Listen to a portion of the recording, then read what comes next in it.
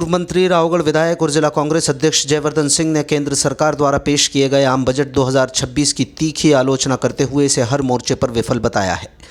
गुना प्रवास के दौरान मीडिया से चर्चा करते हुए उन्होंने कहा कि बजट पेश होने के बाद सेंसेक्स का 800 अंक नीचे गिरना इस बात का प्रत्यक्ष प्रमाण है कि देश के उद्योगों और निवेशकों ने इस बजट को सिरे से खारिज कर दिया है। जयवर्धन सिंह ने बजट के प्रावधानों पर सवाल उठाते हुए कहा कि इस पूरे वित्तीय दस्तावेज में आम आदमी को महंगाई से राहत देने या कमज़ोर वर्ग को संबल प्रदान करने का कोई रोड मैप नज़र ही नहीं आता। उन्होंने तंज कसते हुए कहा कि प्रधानमंत्री नरेंद्र मोदी का 12 साल का कार्यकाल पूरी तरह विफल रहा है। सरकार ना तो किसानों की आय दोगुनी कर पाई और ना ही युवाओं को रोजगार के अवसर उपलब्ध करा सकी। विकसित भारत 2047 के विज़न पर प्रहार करते हुए उन्होंने कहा कि अपनी वर्तमान विफलताओं को छिपाने के लिए अब 20 साल आगे की बात की जा रही है।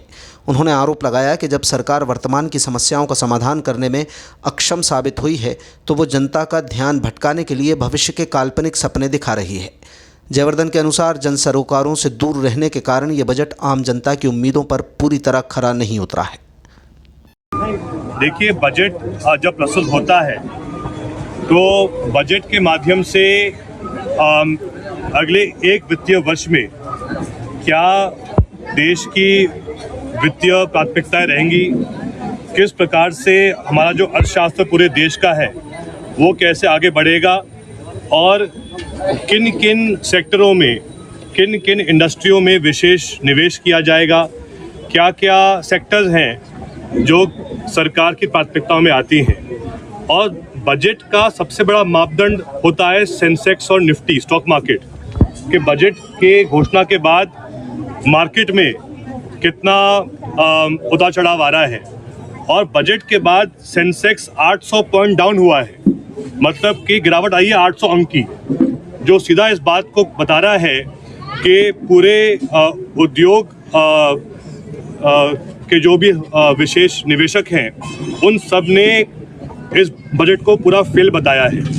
और शायद इसलिए क्योंकि लगातार बजट में जो प्रावधान किए जा रहे हैं, जो बातें रखी जा रही हैं, उनसे कहीं भी जो एक प्रकार से महंगाई कम होनी चाहिए है वो नहीं हो पा रही है।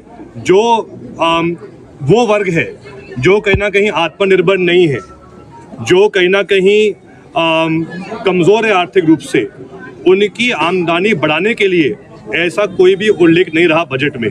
तो इन सब कारणों के वजह से एक प्रकार से बहुत ही फेलियर बजट रही है ये। विकसित भारत 2047 का अभियान के तहत मोदी सरकार इस बजट को अपना सफल बजट बता रही है। जब मोदी जी प्रधानमंत्री बने थे 2014 में तो बात करते थे 2022 की सही है। और अब 2026 आ गई है, अब बात करें 2045-47 की।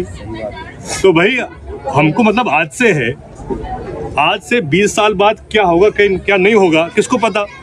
लेकिन क्योंकि वो खुद विफल रहे हैं, खुद अपने लगभग 12 साल के कार्यकाल में भारत के आम जन को कुछ नया नहीं दे पाए, ना किसान की आय दोगुनी कर पाए, ना युवाओं को रोजगार दे पाए, ना कोई नए सरकारी नौकरी निकाल पाए, इसलिए अब मोदी जी बात कर रहे हैं 20 साल आगे।